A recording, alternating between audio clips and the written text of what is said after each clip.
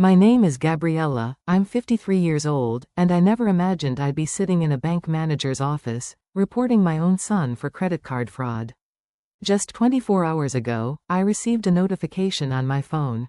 Transaction alert, $847.53 at Le Bernardin restaurant. My blood ran cold. I hadn't been to that upscale Manhattan restaurant in years. The last person who had access to my card? My son, Ryan. What I discovered next would shatter our family forever. Before we dive into this shocking story of betrayal and family deception, I'd love to know where you're watching from today. Are you someone who's dealt with difficult family members? If you're ready to hear how I fought back against my own son's betrayal and reclaimed my life, hit that like button and subscribe for more real-life stories of survival and strength. Trust me, what happens next will leave you speechless. Let me take you back to before everything fell apart. I lived what most people would consider a dream life in suburban Connecticut. After 25 years in real estate, I'd built a successful career that afforded me a beautiful colonial home with white columns and perfectly manicured gardens. Every morning, I'd sip coffee on my wraparound porch, watching the sunrise paint the sky in shades of pink and gold, feeling grateful for everything I'd achieved. My son Ryan was 28 years old, and I'd always been so proud of him. He worked as an investment banker in Manhattan, following in his late father's footsteps. Robert had passed away 5 years ago from a sudden heart attack, leaving me with a substantial life insurance policy that I'd carefully invested for our future. Ryan had taken his father's death hard, but he'd channeled that grief into ambition, or so I thought. Ryan married Ashley 2 years ago in a lavish ceremony at the Ritz-Carlton. Ashley was 26, beautiful in that carefully curated Instagram way, with perfectly highlighted blonde hair and a wardrobe that screamed money. She called herself a social media influencer and lifestyle blogger, though I never quite understood how posting pictures of yourself drinking coffee qualified as a career. Her mother, Victoria, was a widow like me, but that's where our similarities ended. While I'd worked hard for everything I had, Victoria had inherited millions from her late husband's tech company. The first time I met Victoria, she looked at my modest Michael Kors handbag and said, "How quaint, Gabriella." I remember when I used to shop at department stores. Her smile never reached her eyes, which remained cold and calculating like a shark's. Ashley had inherited that same predatory smile, though she hid it better behind her bubbly social media persona. Things started changing about 3 months ago. Ryan began calling me more frequently, always with some financial emergency. "Mom, the car needs repairs," he'd say, or, "Mom, the mortgage payment is due and my bonus is delayed." Like any mother, I wanted to help my son. I'd transfer money without asking too many questions, remembering how Robert always said family comes first. My best friend Martha, who'd known me since our kids were in diapers together, started expressing concern. "Gabriella, honey, Ryan makes 6 figures. Why does he need your money?" she asked one afternoon over lunch at our favorite bistro. I brushed off her worries, making excuses about the high cost of living in New York, how young couples struggle these days. Martha just shook her head, her silver earrings catching the light. "You're enabling him, Gab. Mark my words, this won't end well." The borrowing escalated. One evening, Ryan showed up at my door looking frazzled. "Mom, I'm so embarrassed to ask, but I left my wallet at home and I'm almost out of gas. Can I borrow your credit card? I'll fill up and bring it right back." Of course I said yes. He was my son. He returned the card an hour later with a hug and a promise to pay me back. What I didn't know was that during that hour, he'd done more than pump gas. Over the next few weeks, I started noticing small charges I didn't recognize. $40 here, $60 there. When I mentioned it to Ryan, he acted shocked. "Maybe it's fraud, Mom. You should call the bank." His concern seemed so genuine that I believed him. Meanwhile, Ashley's Instagram feed told a different story than the financial struggles Ryan described. She posted photos from expensive restaurants, shopping hauls from Nordstrom and Saks, weekend getaways to the Hamptons. When I asked Ryan about it, he claimed they were all sponsored posts, that Ashley got these things for free in exchange for promotion. "That's how influencer marketing works, Mom. You wouldn't understand." The tension in our family grew thicker with each passing week. At Sunday dinners, Ashley would arrive draped in new designer clothes while Ryan talked about their financial stress. Victoria would make snide comments about my cooking, suggesting that perhaps if I'd been more successful like her, Ryan wouldn't be struggling. It's so hard for young men these days, she'd sigh dramatically, especially when their mothers can't provide proper support. I bit my tongue so many times it's a wonder I still had one. Emma, my daughter who worked as a pediatric nurse, would squeeze my hand under the table, her silent support the only thing keeping me from exploding. Emma had never liked Ashley, calling her a gold-plated snake from day one. "Mom, something's not right with them," Emma warned me after one particularly tense dinner. "Ryan's changed since he married her." 2 weeks before the restaurant incident, Ryan asked to borrow my credit card again. "Just for today, Mom. My cards are maxed out from a work trip I'm waiting to be reimbursed for." Against my better judgment, I handed it over. This time, he kept it for 3 days, always with excuses about forgetting to return it. When I finally demanded it back, he seemed irritated. "God, Mom, you'd think I was some kind of thief. I'm your son." The manipulation was so subtle, so gradual, that I didn't see the trap closing around me. Looking back, all the red flags were there, waving frantically in the hurricane of my maternal blindness. The way Ashley's eyes lit up when she saw my new emerald ring, a gift from Robert on our last anniversary. The way Victoria constantly mentioned my substantial inheritance from my husband's death. The way Ryan had started asking detailed questions about my investments and retirement accounts. A week before everything exploded, Ryan called with what seemed like good news. "Mom, I want to take you to dinner next week. Just family, to thank you for everything you've done for us."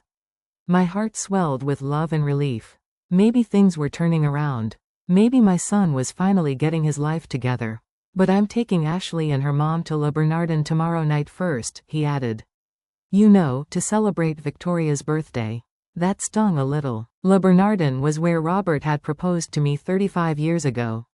It was our special place, and Ryan knew it. But I pushed down the hurt, telling myself I was being too sensitive. After all, wasn't it nice that Ryan was including his mother-in-law? Wasn't that what mature adults did?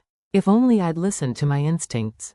If only I'd paid attention to Martha's warnings, Emma's concerns, and the growing mountain of evidence that my son was no longer the boy I'd raised. But mother's love is blind, and mine was about to cost me dearly. The notification came through at exactly 9:47 p.m. on a Thursday evening. I was in my pajamas, watching a British mystery series and enjoying a glass of Pinot Noir when my phone buzzed. Transaction alert, $847.53 at Le Bernardin restaurant. The wine glass slipped from my hand, shattering on the hardwood floor in a crimson splash that looked like blood. My hands shook as I opened my banking app. There it was, clear as day, a pending charge at the most expensive restaurant in Manhattan. The same restaurant where Ryan said he was taking Ashley and Victoria for a birthday celebration. The same restaurant where he absolutely should not have been using my credit card that I demanded back a week ago. I called the bank immediately, my voice trembling. "Yes, I need to verify a transaction." "No, I did not authorize this charge." The customer service representative was patient as I explained the situation. "Ma'am, would you like to dispute this as fraud?" she asked. The word hung in the air like a noose. Fraud. My son had committed fraud. "Can you tell me if there were other charges today?" I asked, dreading the answer. The representative paused, and I heard keyboard clicks. "I'm showing several transactions. Would you like me to list them?" My stomach dropped as she read them off. Bergdorf Goodman, $412. Tiffany & Company, $689. Louis Vuitton, $1,234. The list went on and on. I hung up and immediately checked my credit card history online, going back 3 months to when Ryan first borrowed my card. What I found made me physically ill. Transaction after transaction I didn't recognize. Designer stores, high-end restaurants, luxury spas, electronic stores. The total was staggering. $23,417. My son had stolen over $23,000 from me. I called Le Bernardin directly, my voice steady despite my racing heart.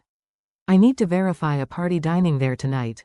The reservation might be under Ryan or Ashley Mitchell." The hostess confirmed they were indeed there, a party of 3, seated at one of the best tables. They just ordered dessert, she added helpfully. Would you like me to pass along a message? No, I said quietly. No message. I threw on clothes and drove to Ryan's apartment in White Plains. The 40-minute drive felt like an eternity. My mind raced through every interaction, every request for money, every lie. How had I been so blind?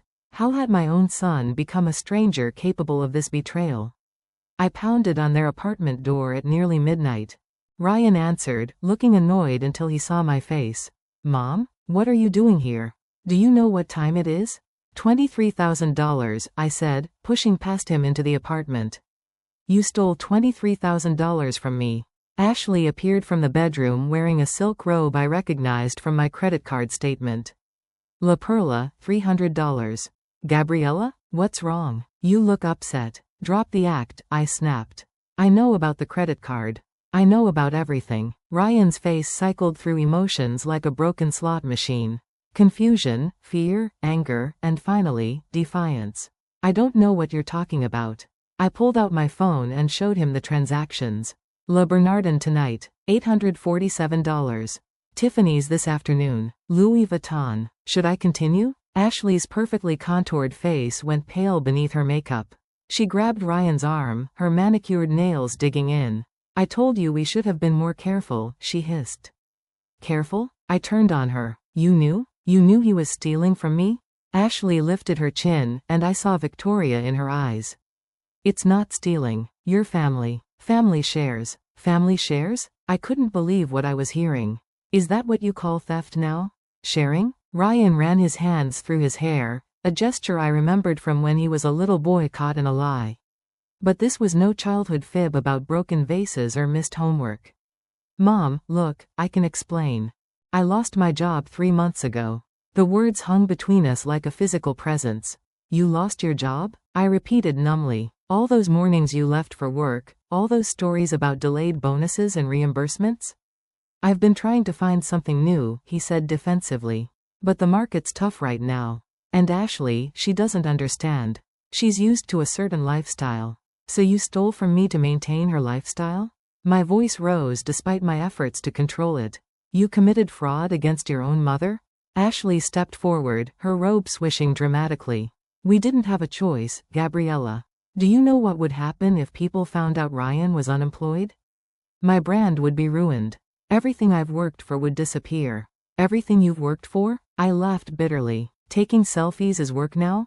You wouldn't understand, Ashley said coldly. You're from a different generation. Image is everything in my world. Ryan knew that when he married me. Ryan reached for me, but I stepped back. Mom, please. I was going to tell you.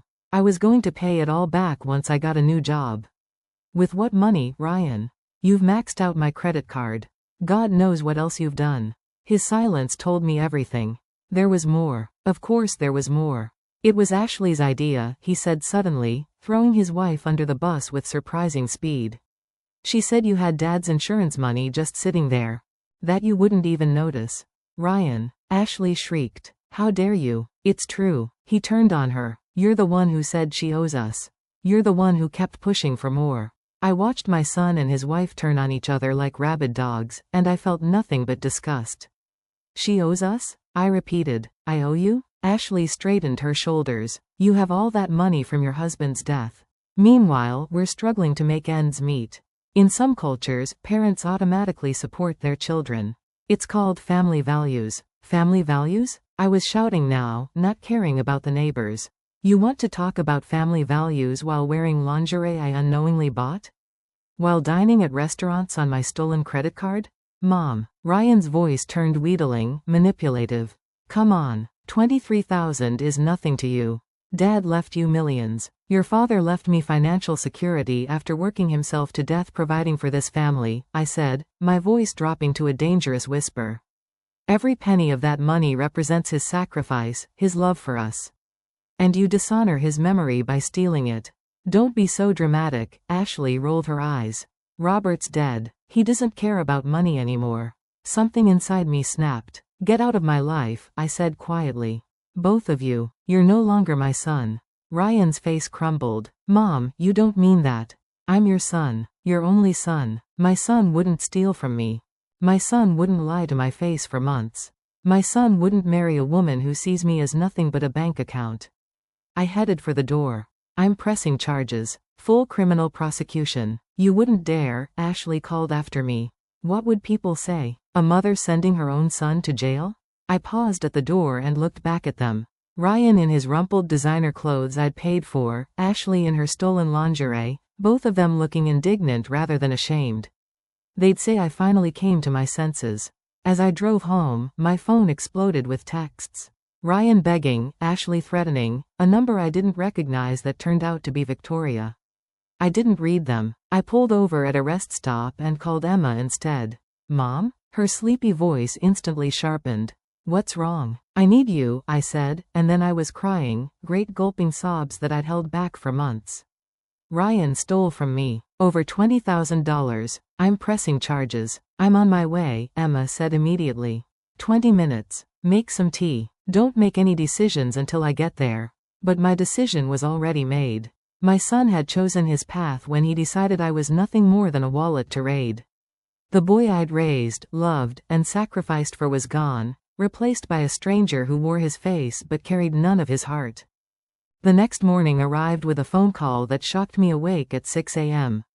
Victoria's shrill voice screeched through the speaker before I could even say hello. How dare you threaten my daughter and son-in-law? You selfish, vindictive woman. I sat up in bed, still groggy from the emotional tornado of the previous night. Emma was asleep in the guest room, having stayed over to make sure I was okay. Victoria, your daughter and my son stole $23,000 from me. Stole? She laughed harshly. Taking money from family isn't stealing. It's survival. You're sitting on millions while your own child suffers. What kind of mother are you? The kind who won't enable criminal behavior, I shot back. And how did you even know about Robert's life insurance? Her momentary silence told me everything. They'd all been in on it. This entire family had seen me as nothing but a mark from the beginning. Ashley tells me everything, Victoria finally said, recovering her composure. Unlike you, I support my child. You should be ashamed, hoarding wealth while Ryan struggles. Ryan had a six-figure job until 3 months ago. If he'd told me the truth instead of stealing. Oh, please, Victoria interrupted. You would have lectured him about responsibility and bootstraps. Ashley knows how judgmental you are. She protected Ryan from your disappointment. By encouraging him to commit fraud? By ensuring their lifestyle didn't suffer during a temporary setback. Really, Gabriella, your middle-class morality is showing. I hung up on her, my hands shaking with rage. Middle-class morality? Is that what she called not being a thief? Within an hour, my phone was buzzing nonstop. Ashley had taken to social media with a vengeance. Her Instagram story showed her tear-stained face with the caption, "When your toxic mother-in-law tries to destroy your marriage because she can't stand to see you happy. Some people are so bitter and alone they have to drag everyone down with them." The comments poured in from her followers, each more vicious than the last. What a witch. Jealous old hag. She's probably just bitter her husband died. That last one felt like a physical blow. Emma found me staring at my phone in shock. She took it from my hands and scrolled through the posts, her face darkening. This manipulative little snake, she muttered. Mom, you need to document all of this. Screenshot everything. What's the point? I felt defeated already. Look at what they're saying about me. People who don't even know me are calling me evil. Because they're only hearing her side, Emma said firmly. We're going to fix this. But first, coffee. As Emma made breakfast, my phone rang. Ryan's name appeared, and against my better judgment, I answered. Mom, his voice was thick with emotion. Please don't do this. I'm begging you. I'll pay it all back, every penny. Just don't press charges. With what money, Ryan? You don't have a job. I'll get one. I've got interviews lined up. Please, Mom. A criminal record will ruin my career forever. Is that what you want? To destroy your son's future? You destroyed your own future when you chose to steal, I said, though my heart ached. Actions have consequences. God, you sound just like Dad, he said bitterly. Always so righteous, so perfect. You know what? Maybe I took that money because you owe me. I owe you? The audacity took my breath away. Yeah, you owe me. For all the years of pressure, of expectations. Be like your father, Ryan. Make us proud, Ryan. Well, I cracked under that pressure, and where were you? Counting your insurance money. Don't you dare, I said quietly. Don't you dare blame me for your choices. I loved you unconditionally. Unconditionally? He laughed harshly. Your love always came with conditions. Good grades, good school, good job. And when I couldn't maintain it all, when I needed help, you turned your back on me. You never asked for help. You lied and stole instead. Because I knew you'd judge me. Just like you're judging me now. The manipulation was so transparent, yet it still hurt. This was my baby boy, the child I'd rocked to sleep, whose scraped knees I'd bandaged, whose dreams I'd encouraged. How had he become this stranger? After I hung up, Emma revealed something that shook me further. Mom, I didn't want to tell you this, but Ryan's been stealing from me too. I stared at her in shock. What? Small things at first. Cash from my wallet when he'd visit. Then last month, I noticed charges on my credit card. $500 at Best Buy. When I confronted him, he said it must be fraud, acted all concerned. She laughed bitterly. I believed him because he's my brother. But now, the scope of Ryan's deception was expanding like a sinkhole, swallowing everything I thought I knew about my family. My sister Helen arrived that afternoon, driving up from Philadelphia after Emma's SOS call. Helen was a force of nature, a successful attorney who took no nonsense from anyone. She swept into my house like an avenging angel, ready for war. Show me everything, she commanded, and I did.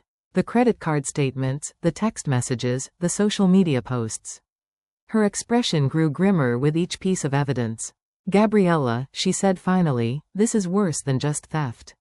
I think Ryan might have opened accounts in your name. My blood ran cold. What? Helen pulled out her laptop. Let's check your credit report. When criminals get comfortable with one type of fraud, they often escalate.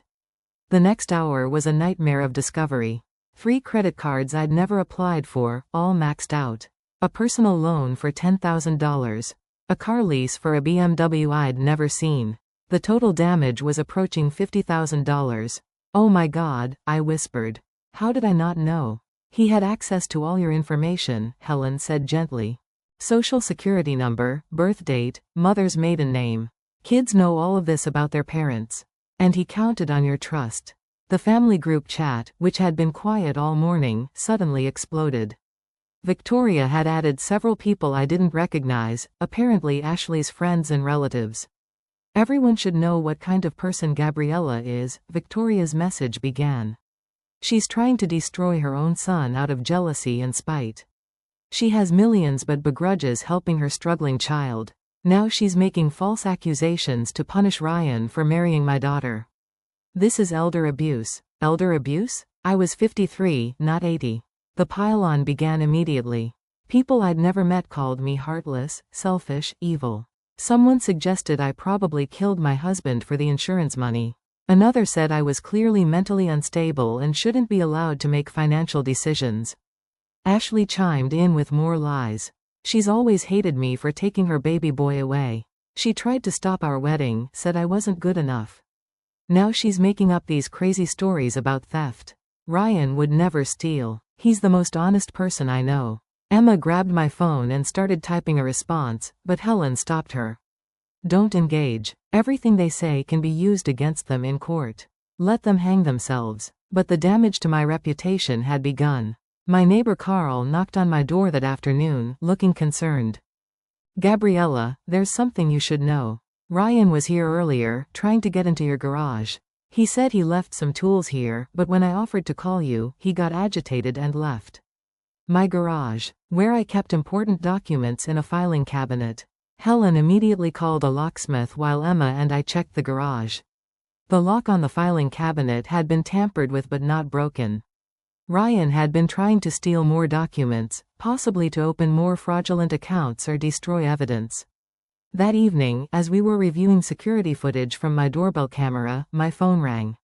It was my boss, Harold, from the real estate firm where I'd worked for 15 years. Gabriella, I'm sorry to call you on a Saturday, but I just received a very disturbing email about you.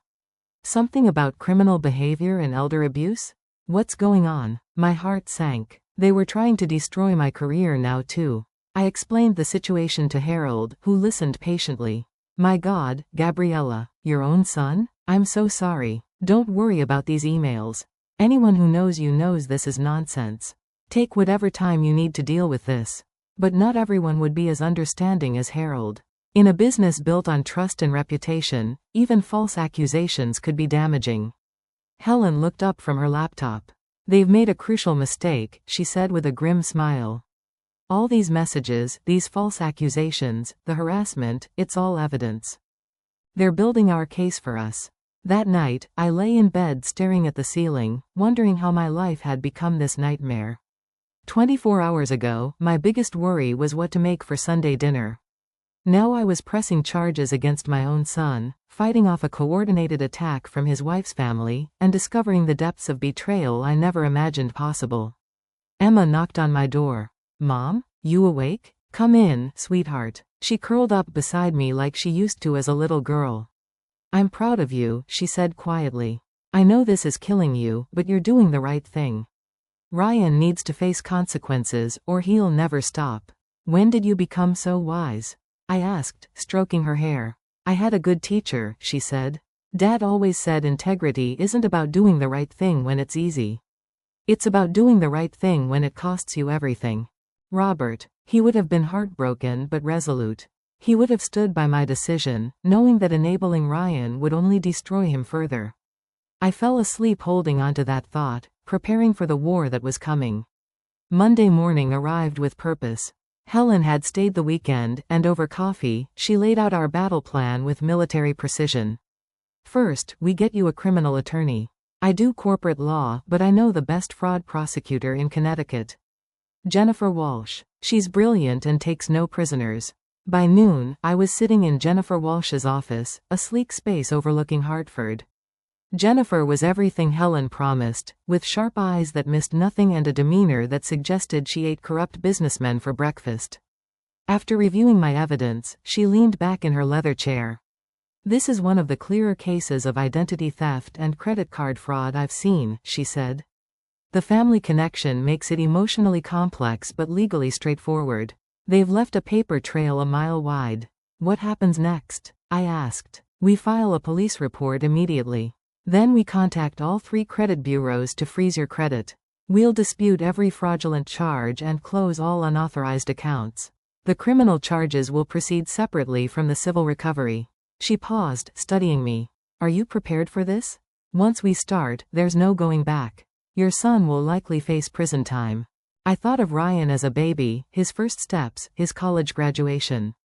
Then I thought of the stranger who'd stolen $50,000 and tried to gaslight me into thinking I was the villain. I'm ready. The police station was harder. Filing charges against your own child feels like betrayal, even when they're the ones who betrayed you first. The detective, a kind woman named Sarah Chen, was patient with my tears. I see this more often than you'd think, she said gently. Family fraud is devastating because it violates the most fundamental trust. You're not a bad mother for protecting yourself. While I dealt with the legal system, Emma and Helen tackled the practical matters. Every lock in my house was changed. Security cameras were installed. Bank accounts were moved to a new institution where Ryan had no history. It felt like preparing for siege warfare. Jennifer had recommended a private investigator named Marcus Torres to help build our civil case. He's expensive but worth it, she'd said. He finds things people think they've hidden. Marcus was a soft-spoken man who looked more like a librarian than a pie. Within 3 days, he'd uncovered a goldmine of information. Your son has been gambling, he reported, sliding photographs across Jennifer's conference table. Online poker mostly, but also sports betting. He's down about $30,000 in the last 6 months. Suddenly, the job loss made more sense. Had Ryan been gambling at work? Is that why he was really fired? There's more, Marcus continued. Ashley Mitchell has her own problems. Credit card debt exceeding $40,000, all for luxury goods. She's been sued twice by creditors. And Victoria? She filed for bankruptcy last year. Her late husband's estate was essentially worthless. She's been living off credit cards and loans from friends. The picture that emerged was of 3 desperate people who'd seen me as their lifeline. But instead of asking for help, they'd decided to steal it. One more thing, Marcus said, producing a final document. Ryan's former employer, Steinberg Financial, is conducting their own investigation. He's suspected of embezzling client funds. They haven't pressed charges yet, pending their internal review. My son wasn't just a thief. He was a serial criminal who'd started with his own family. The devastation felt complete. Martha, my best friend who'd warned me months ago, introduced me to a support group for victims of family fraud. I know it sounds depressing, she said, but trust me, you need this. The meeting was in a church basement, a circle of people who looked as normal as anyone you'd pass on the street. The stories they shared were heartbreakingly familiar. Sons who stole inheritances, daughters who drained retirement accounts, siblings who committed identity theft. Each story was a variation on the same theme: love exploited, trust destroyed. A woman named Grace spoke about her daughter who'd stolen her identity to buy a house. The hardest part wasn't the money, she said. It was grieving the daughter I thought I had while dealing with the stranger she'd become. I found myself nodding along, tears streaming down my face. These people understood in a way even Emma and Helen couldn't. They'd walked this path of loving someone who saw you as nothing but a resource to exploit. After the meeting, several people approached me with advice. Document everything. Don't respond to manipulation. Prepare for escalation. They always escalate when they realize you're serious, warned a man whose brother had stolen his business.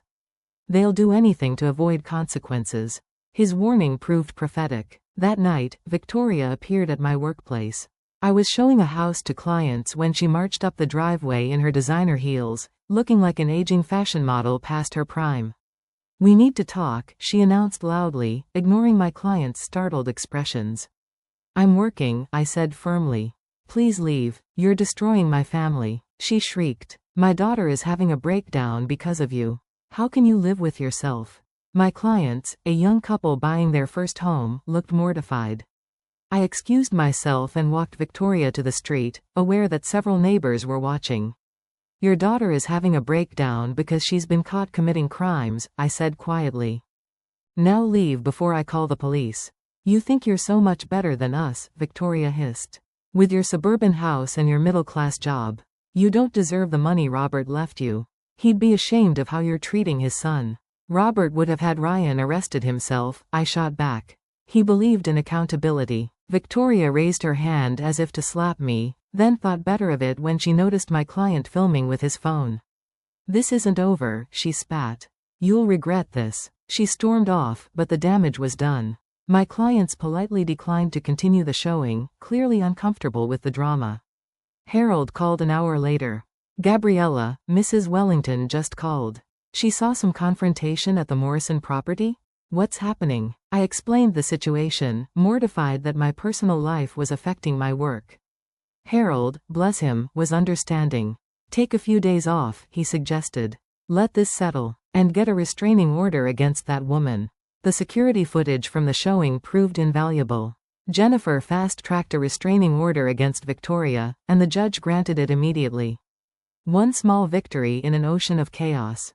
But Ryan wasn't done. That evening, Emma called me in a panic. Mom, you need to hear this voicemail Ryan left me. His voice was slurred, clearly drunk. Emma, you traitor. You're supporting her in destroying our family. You know what? You're both crazy. Mental illness runs in Mom's side of the family. Everyone knows Grandma was nuts.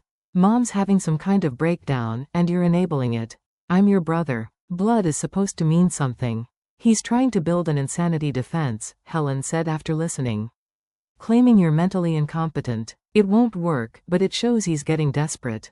Desperate people do dangerous things. The next morning, I woke to find my car tires slashed. The security cameras showed a figure in a hoodie, but the build was wrong for Ryan. Too slight. Ashley. They're escalating, Detective Chen confirmed when she arrived. This is criminal mischief on top of everything else. We'll add it to the charges. The investigation into Ryan's former employer bore fruit faster than expected. Marcus called with news that made everything else pale in comparison. Steinberg Financial is pressing charges. Ryan stole over $200,000 from client accounts. They're working with the FBI now. This is federal. My son hadn't just stolen from family. He'd destroyed innocent people's investments, retirement funds, college savings. The scale of his crimes was staggering. How? I asked Jennifer. How did I raise someone capable of this? You didn't, she said firmly. Criminals make choices. Your son chose this path despite your good parenting, not because of it. The support group became my lifeline as the situation intensified. They'd warned me about the smear campaign, and it came with vengeance. Ashley and Victoria created a website called The Truth About Gabriella Mitchell, filled with lies about my supposed mental illness, claims I'd abused Ryan as a child, and accusations that I'd isolated Robert from his family before his death. Its textbook, Grace from the support group told me, when they can't control you, they try to control the narrative. Don't read it. Let your lawyer handle it. But the lies spread like wildfire through our social circles. I started receiving messages from distant relatives asking if I was okay, if I needed mental health support. Some of Robert's cousins, poisoned by the propaganda, accused me of elder abuse against Victoria. Through it all, Emma remained my rock. She took time off work to help me navigate the legal system, organize documents, and simply be present when the weight of it all threatened to crush me. We'll get through this, she promised. Ryan made his choices. Now he faces the consequences.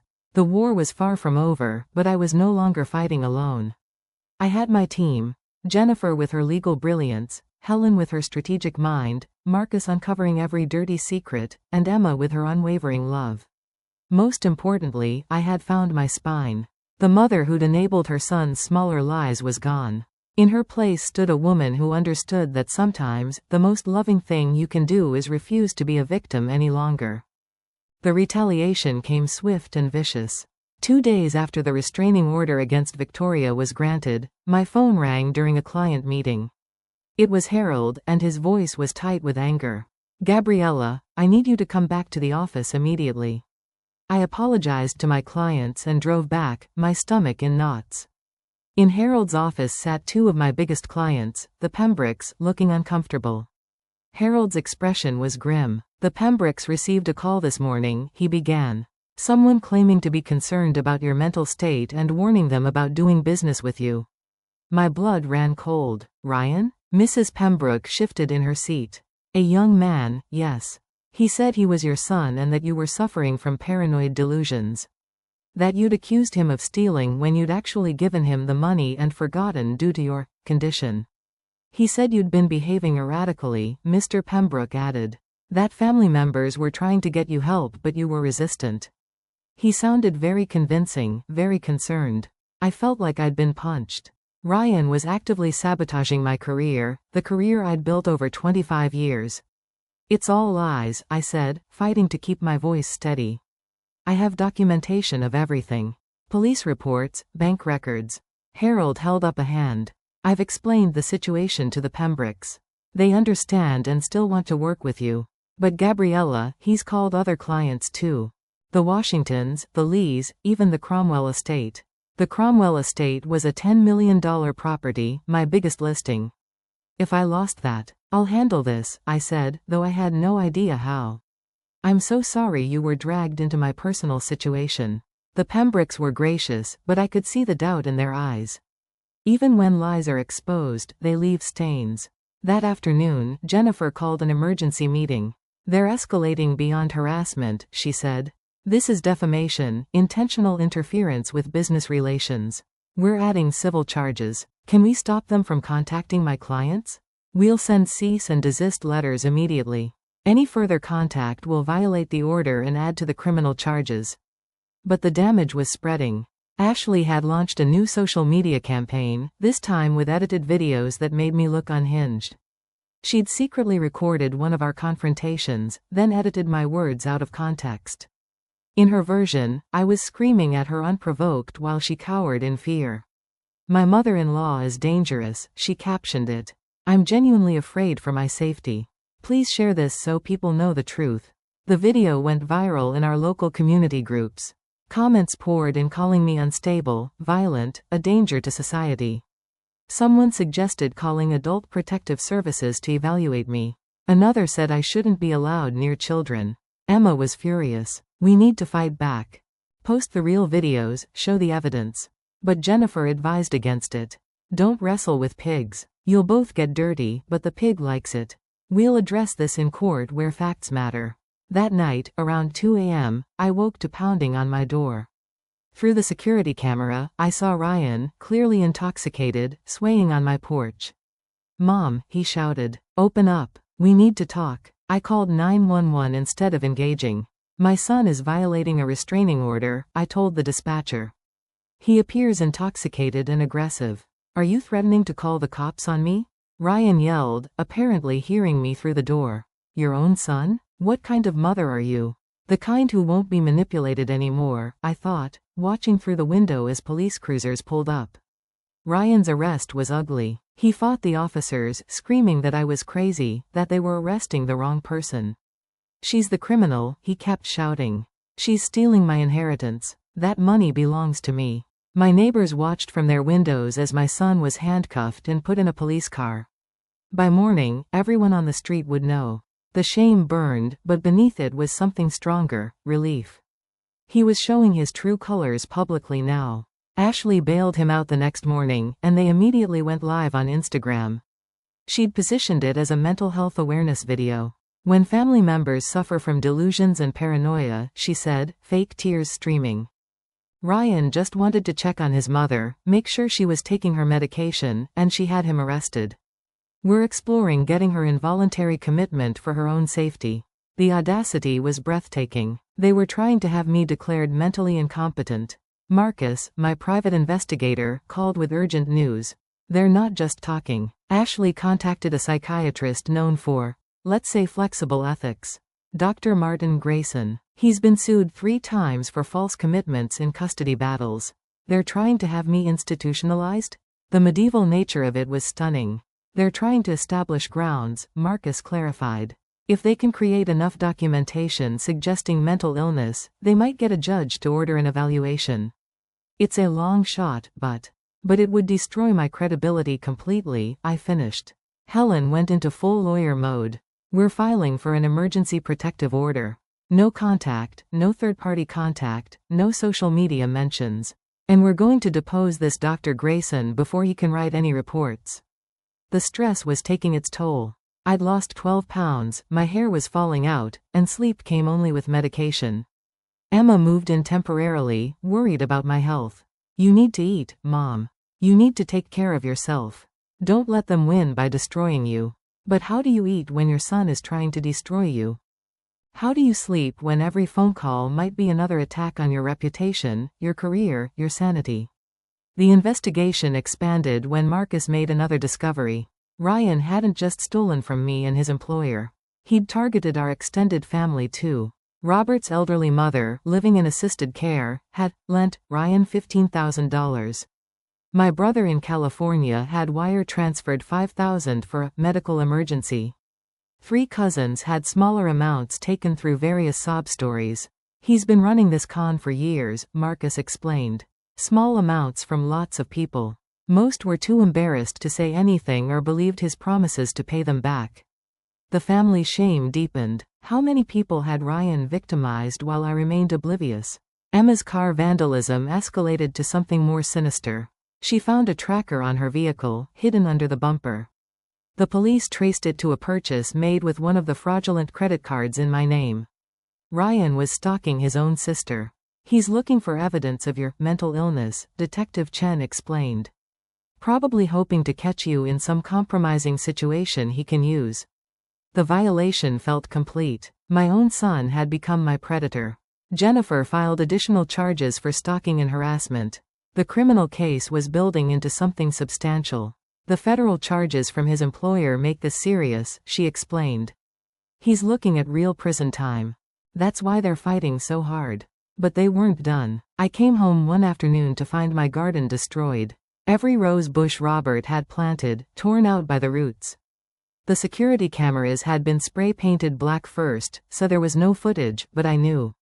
The roses had been Robert's pride, and Ryan knew their sentimental value. Standing in the ruins of Robert's garden, something in me hardened into diamond. They wanted to break me, to make me drop the charges out of exhaustion or fear. Instead, they'd created an enemy with nothing left to lose. Replant them, Emma said firmly, finding me crying in the dirt. Every single one. Dad would want us to replant them. So we did. Emma, Helen, Martha, and even some neighbors who'd witnessed the destruction came to help. As we worked, Mrs. Patterson from next door shyly approached. Gabriella, I didn't want to get involved, but I have doorbell footage of a car parked outside your house last night. License plate is clear. The car belonged to Ashley's friend, someone named Brittany who'd been particularly vicious online.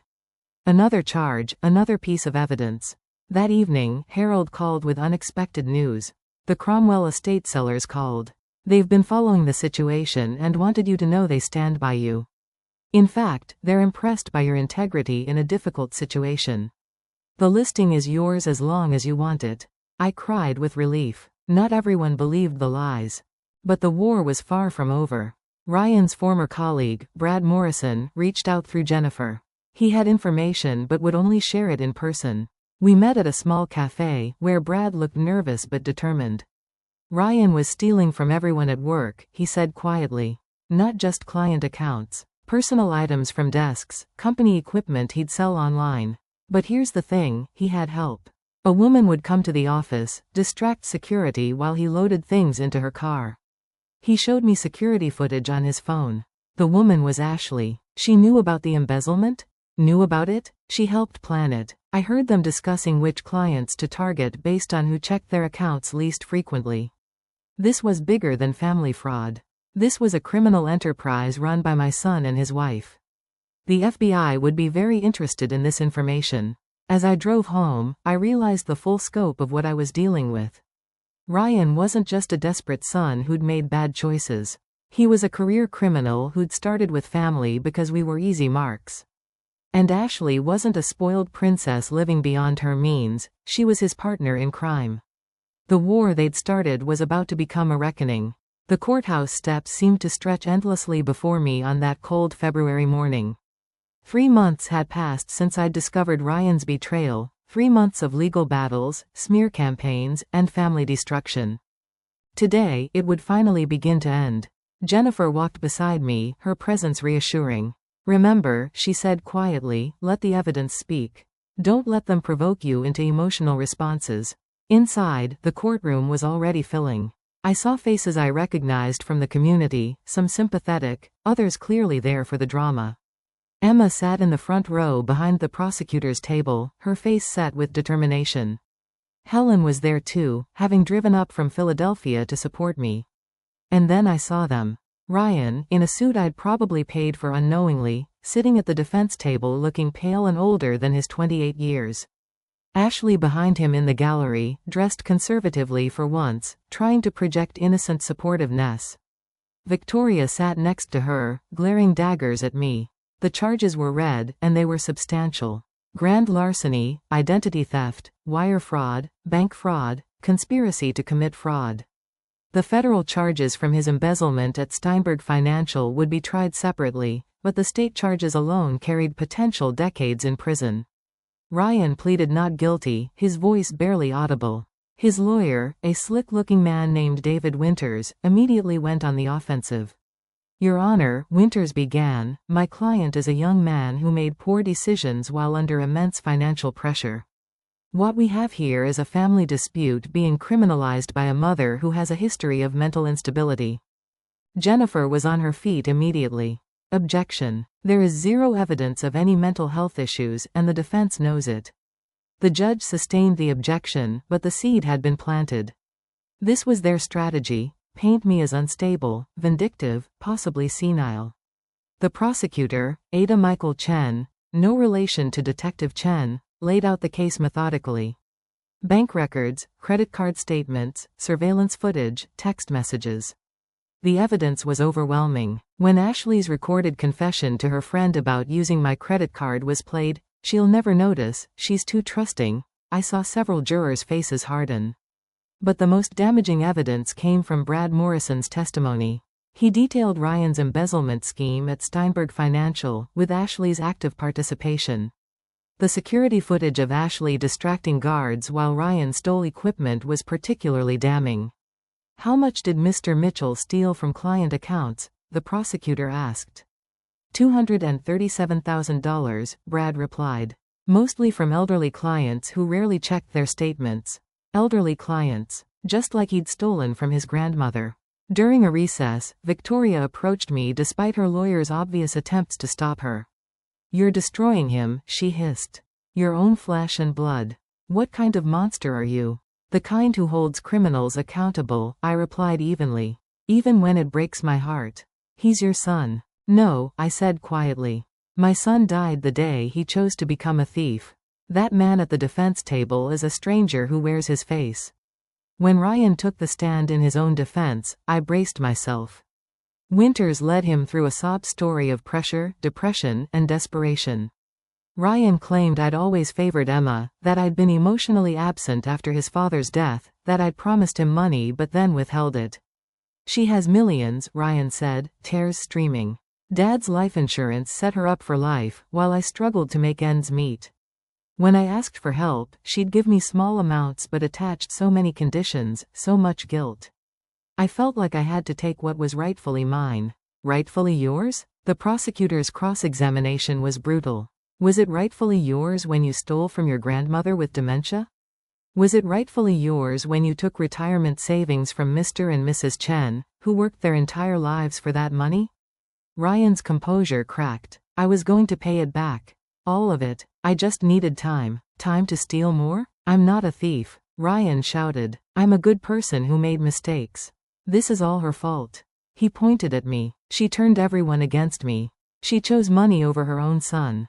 The outburst did him no favors with the jury. Ashley's testimony was a masterclass in manipulation. She painted herself as a naive young wife who trusted her husband, who had no idea about the stolen cards or fraudulent accounts. She actually managed to cry on cue. I thought Gabriella had given us permission to use the cards, she said tremulously. Ryan said she was helping us get through a tough time. I would never steal from family. But the prosecutor was ready. Email after email was presented showing Ashley actively planning purchases, discussing how to maximize credit limits, even researching which luxury goods held resale value best. The most damning was a text exchange with her friend Brittany. Just bought a Chanel bag on the old Bats card. She's too senile to notice. Ryan says she probably forgot she gave him the pin. Ashley's mask slipped. That was taken out of context. What context makes calling your mother-in-law senile and stealing from her acceptable? The prosecutor asked. The defense's star witness was supposed to be Dr. Martin Grayson, the psychiatrist they'd tried to hire to declare me incompetent. But Jennifer had done her homework. Under cross-examination, he admitted he'd never actually met me, had based his concerns entirely on Ryan and Ashley's descriptions, and was being paid $5,000 for his testimony. So you were prepared to testify that a woman you'd never met was mentally incompetent? Jennifer asked. I was going to recommend an evaluation, he hedged. Based on the word of people who had stolen $50,000 from her. His credibility destroyed, Dr. Grayson slunk from the stand. The trial took 5 days. 5 days of evidence, testimony, and character assassination attempts. Ryan's lawyer tried everything, claiming addiction, no evidence, claiming coercion by Ashley, contradicted by his own texts. Even suggesting I'd given him permission and forgotten, disproved by recorded phone calls where he admitted the theft. On the final day, I was called to testify. Looking at Ryan as I took the oath was the hardest thing I'd ever done. Despite everything, part of me still saw the little boy who'd been afraid of thunderstorms, who'd wanted to be a superhero when he grew up. I testified to the facts only, keeping emotion out of my voice as I detailed discovering the theft, the fraudulent accounts, the attempted break-ins. When Winters cross-examined me, trying to paint me as cold and unloving, I stayed calm. Mrs. Mitchell, do you love your son? I love who he was, I replied. I grieve for the man he could have been. But I cannot love someone who would destroy so many lives out of greed. You're very wealthy, aren't you? Your husband left you millions? My husband left me enough to live comfortably and help our children when truly needed. It was never Ryan's money to take. But surely, as his mother, you could have helped him more? I looked directly at Ryan then. I would have given him everything if he'd been honest about needing help. Instead, he chose to become a criminal. That's not on me. That's on him. During closing arguments, the prosecutor painted a picture of calculated criminality, of a man who used family trust as a weapon. The defense countered with pleas for mercy, for understanding, for the bond between mother and child. The jury deliberated for only 3 hours. As they filed back in, I held Emma's hand, feeling every one of my 53 years. Guilty on all counts. The words echoed through the courtroom. Ashley let out a wail. Victoria screamed that this was injustice. Ryan just stared at me, his face a mask of disbelief and hatred. Sentencing would come later, but the federal charges still loomed. Ryan was remanded to custody as a flight risk, especially after evidence surfaced of Ashley researching countries without extradition treaties. Outside the courthouse, reporters waited. I'd prepared a statement with Jennifer. Today, justice was served, I read, my voice steady despite my shaking hands. But there are no winners here. A family was destroyed by greed and betrayal.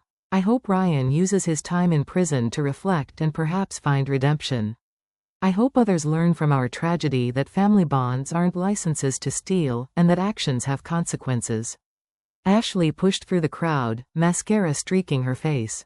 You'll pay for this, she screamed. I'll destroy you. You've ruined our lives. She was arrested for contempt of court and violating the protective order. As they led her away, still screaming threats, I felt only emptiness. Victoria fled before she could be questioned about her own involvement. We later learned she'd been hiding assets from her bankruptcy, using Ashley as a front.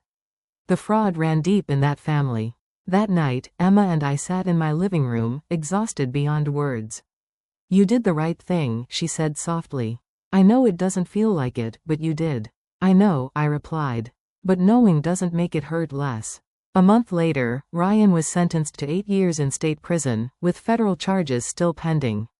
He'd shown no remorse, maintaining his victimhood to the end. Ashley got 2 years for conspiracy and fraud, though she'd likely serve less. Victoria was eventually caught in Florida, running the same scams on elderly residents at a luxury retirement community. The financial recovery would take years. Insurance covered some losses, and the court ordered restitution, though I'd likely never see most of it. But I'd survived. My business recovered once the truth came out. The Cromwell estate sold for asking price, earning me the biggest commission of my career. Most importantly, I'd learned that family isn't about blood. It's about trust, respect, and love that doesn't come with a price tag. Emma and I were closer than ever. Helen visited monthly. Martha and I had lunch every week. The support group became a source of strength and friendship. The family I'd lost had been replaced by one I'd chosen, one that wouldn't betray me for money. But sometimes, late at night, I still grieved for the son I'd thought I'd raised, the one who existed only in my memories now, replaced by a stranger in a prison cell who blamed me for his choices. That grief would never fully heal, but I'd learned to live with it, to choose survival over destruction, truth over enabling. Ryan had taught me the hardest lesson of my life. Sometimes love means letting go, even when it breaks your heart. 6 months after the trial, I stood in my new kitchen, smaller than my old one but filled with light from the ocean view windows. The colonial house held too many memories, so I'd sold it and bought this cottage near the Connecticut shoreline. Emma helped me unpack, and we worked in comfortable silence, both of us learning to live with our new reality. The prison letters had started arriving 3 months into Ryan's sentence. I'd read the first one, hoping for remorse, maybe understanding. Instead, it was more manipulation, more blame, more demands that I fix this by recanting my testimony. I burned it and every one that followed, unopened. He wasn't ready to face reality, and I wasn't ready to enable his delusions. Therapy helped. Dr. Patricia Nguyen specialized in trauma from family betrayal, and our weekly sessions became my anchor. You're grieving, she explained during one session. Not just for your son, but for the family you thought you had, the future you'd imagined. It's okay to mourn those losses. Through her guidance, I learned about narcissistic abuse patterns, about how predators often start with family because we're programmed to forgive, to make excuses, to enable. I wasn't alone in my experience, and I wasn't to blame for Ryan's choices. The fraud victims support group evolved into something unexpected, genuine friendships. Grace, who'd shared her story about her daughter at my first meeting, became a regular coffee companion. James Hartwell, a widower whose nephew had emptied his retirement accounts, started joining us. He was a retired engineer with kind eyes and a gentle humor that made even our darkest stories bearable. My wife would have seen through him immediately, James said one afternoon, talking about his nephew. She had a radar for manipulation. I was always too trusting. Trust isn't a weakness, I found myself saying. It's what makes us human. They're the ones who chose to weaponize it. Our coffee meetings became dinners. Dinners became walks on the beach. 6 months after the trial, we were what Emma teasingly called, cautiously dating. Neither of us was looking for grand romance. We'd both been burned by people we'd trusted. But there was comfort in being with someone who understood the particular grief of family betrayal. My real estate business not only recovered but thrived. The community had rallied around me once the truth came out. Harold made me a partner in the firm, and we specialized in helping people who'd gone through financial fraud rebuild their lives. It became my mission to help others navigate the complex world of asset protection and recovery. Emma flourished too. The trauma of Ryan's betrayal had initially shaken her faith in family, but she'd channeled it into her work. She started a program at the hospital for elderly patients who showed signs of financial exploitation. If we can catch it early, she explained, maybe we can prevent what happened to Grandma.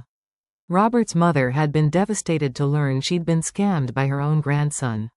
We'd managed to recover some of her money, and Emma visited her weekly, making sure she was protected from future exploitation. The legitimate family members Ryan had stolen from slowly reconnected. My brother Tom flew in from California, apologizing for not telling me about the loan sooner. I was embarrassed, he admitted. Thought I was helping him through a rough patch. Should have known better. We instituted family safeguards, credit monitoring for everyone, regular check-ins about any financial requests, a family agreement that large loans required transparency. It felt strange to need such measures with blood relatives, but we'd learned trust had to be earned and verified. Ashley's story took an unexpected turn. After serving 8 months of her sentence, she was released early and immediately filed for divorce from Ryan. The social media influencer persona disappeared, and she moved to California to live with a cousin. Last I heard, she was working retail and attending community college. Maybe she'd learned something, or maybe she was just biding time until the next mark. I chose to hope for the former while protecting myself against the latter. Victoria wasn't as fortunate. Her fraud charges in Florida resulted in a 5-year sentence. At 71, it was essentially a life sentence. I felt no satisfaction in her downfall, only sadness at how greed had destroyed so many lives. Martha and I expanded our real estate partnership, bringing in 2 other women who'd survived financial fraud. Our company, Phoenix Realty, specialized in helping people start over. We understood the fear, the shame, the need to rebuild not just finances but faith in humanity. One unexpected blessing came through the publicity around the trial. I received hundreds of letters from other parents whose children had stolen from them. Many had suffered in silence, too ashamed to press charges or even tell friends. I started a blog sharing our stories, breaking the stigma around family fraud. A publisher reached out about turning the blog into a book. Your story could help thousands of families, she said. I hesitated. Did I want to monetize my pain? But Emma convinced me that sharing our experience might prevent others from suffering similarly. The advance went into a fund for fraud victims who couldn't afford legal representation. On the 1-year anniversary of discovering Ryan's theft, I held a different kind of family dinner. Emma and her new boyfriend, a fellow nurse named David. Helen and her husband Tom. Martha and her family. James. My brother Tom, who'd flown in specially. The friends who'd become truer family than blood ever was. We raised our glasses in a toast. To survival, I said. To truth. To the families we choose. Later, as everyone helped clear dishes and the house filled with laughter, I stepped onto the deck to watch the sunset paint the ocean in shades of gold and crimson. A year ago, I'd thought my world was ending. In a way, it had. The life I'd known, the family I'd believed in, the son I'd loved, all gone. But from those ashes, something new had grown. A life built on truth rather than illusion. Relationships based on genuine care rather than manipulation. A future free from the toxic bonds of enabling and exploitation. My phone buzzed with a notification. Another letter from Ryan had arrived at my lawyer's office. I deleted the notification without reading it. He'd made his choices. I'd made mine. As the sun slipped below the horizon, James joined me on the deck. "You okay?" he asked softly. "Yes," I said, and meant it. "I really am." Inside, Emma laughed at something David said, the sound bright and genuine. This was my family now, chosen, cherished, and trustworthy. The pain of Ryan's betrayal would always be there, a scar on my heart. But scars prove we survived. They show we're stronger than what tried to break us. I'd lost the son I thought I had, but I'd found something more valuable: myself. I'd discovered strength I didn't know existed, built a life authentically mine, and learned that sometimes the most profound act of love is refusing to enable someone's destruction, even when they share your blood. As stars began to appear in the darkening sky, I thought of Robert. He would have been proud, not of the outcome, but of how I'd handled it. With integrity, with strength, with grace. "Come inside," Emma called. "Martha's telling the story about the time she accidentally showed a house to a family of raccoons." I laughed, taking James's offered hand, and walked back into my new life. The past was done. The future waited. And for the first time in over a year, I was genuinely excited to meet it. What would you do if your own child betrayed you? If the person you raised, loved, and sacrificed for saw you as nothing but a bank account to raid? I learned that survival means choosing truth over comfortable lies, justice over enabling, and sometimes, losing the family you have to find the family you deserve. Thank you for sharing this journey with me. If my story resonated with you, please leave a comment sharing your own experiences with family betrayal or triumph. Like this video if you believe in justice and accountability, subscribe for more stories of survival and strength, and share this with anyone who needs to know they're not alone in facing family fraud. Remember, choosing yourself isn't selfish when others have chosen to harm you. Stay strong, protect yourselves, and never apologize for holding criminals accountable, even when they share your DNA. Until next time, this is Gabriella, wishing you wisdom, strength, and the courage to face hard truths.